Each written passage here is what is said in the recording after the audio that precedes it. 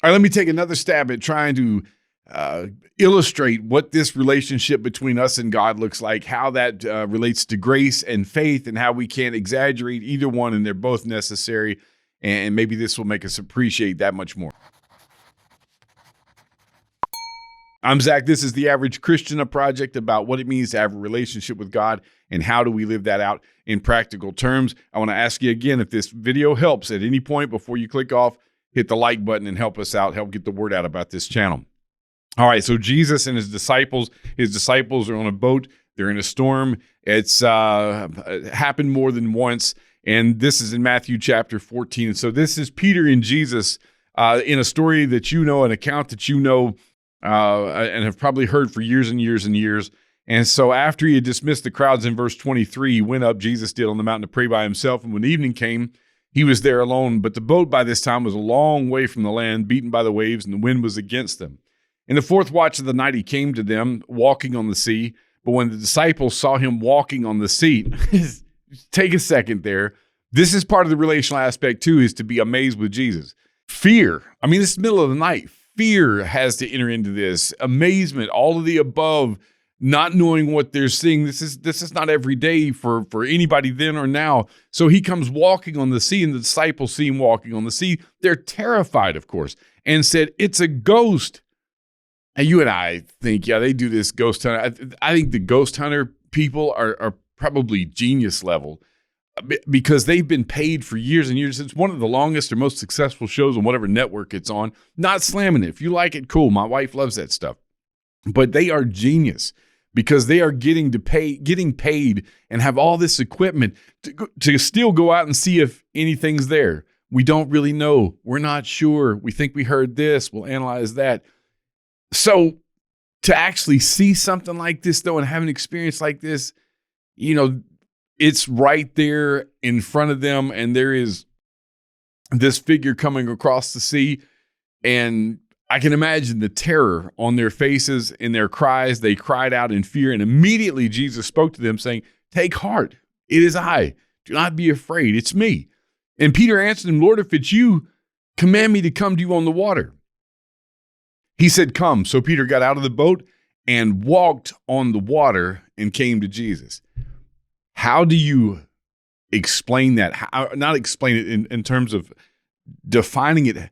How do you explain what it was like to be Peter and get out of that boat in the middle of a storm and walk toward Jesus on water? None of us can identify with that. And there is a trust factor, a huge trust factor to get out. He's not sure if it's Jesus. Jesus has said it's him. If it's you, let me know, which God is completely into throughout the Bible and proving who he is, that he says he is who he is. So Jesus has no problem with Peter asking, and he gets out and starts walking toward Jesus. And we know the rest of this story, but let's continue here. He says, but when he saw the wind, of course, he took his focus off of Christ. He was afraid and beginning to sink. He cried out, "Lord, save me." And Jesus reached out his hand and took hold of him, saying to him, "Oh, you little faith, why did you doubt?" So let's talk about this in aspects of relationship. Contrary to some people, to a lot of people who disagree, this relationship with the Lord, like every other relationship, is conditional. All right, Peter is safe. We use the word saved all the time. Peter is safe on this water. That's grace, right? That's Jesus doing that for Peter. It has nothing to do with Peter. Peter didn't figure out some break or whatever in physics. He didn't do this on his own. He couldn't have done it on his own because this is Jesus doing this for him. So that's his power, and that would be representative of, in a loose way, grace. And he focuses on the Lord, which is his faith. I trust you, Jesus, to step out of the boat and walk on water in the middle of this storm. Now, immediately when faith suffers, because there are distractions, and you know where I'm going with this, I don't want this to be too elementary, but when there are distractions, you lose focus and faith becomes an issue. And that's what happened to him. See, so it is, this relationship is still, you say, well, he was still safe. Of course he was. But the minute he gave up on his faith, the minute faith you take it out of the equation, is the minute you put yourself in danger. And that still happens today. God is gracious no matter what, but it's still a conditional relationship. And as soon as you pull back from God, you endanger yourself. And so he does that here. And of course, God still wants to help. Jesus could have looked at him and said, well, if you just have more faith, if you just focus on me, instead he reaches out his hand. And that's, of course, representative of the Lord doing everything, going above and beyond, of course, to make sure that we stay safe with him.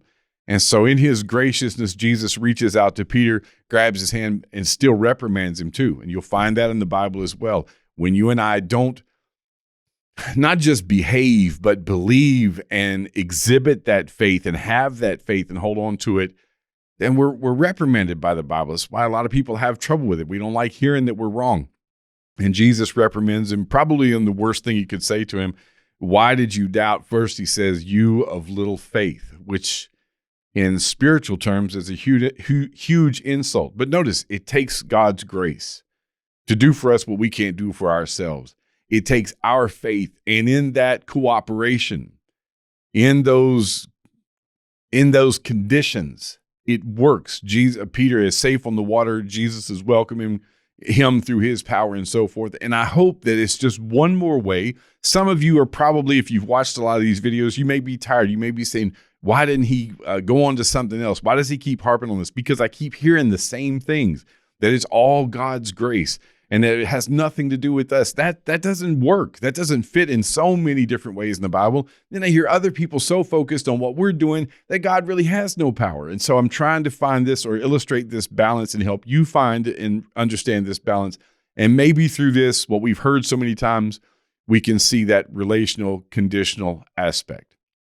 I want to thank you again for being with us. If you're watching on YouTube and you have not already, you can hit this button here and subscribe to our channel. It'll keep you updated with releases. Speaking of releases, one of these over here is what YouTube recommends, and one is our latest. For those on podcasts, we appreciate you listening to us.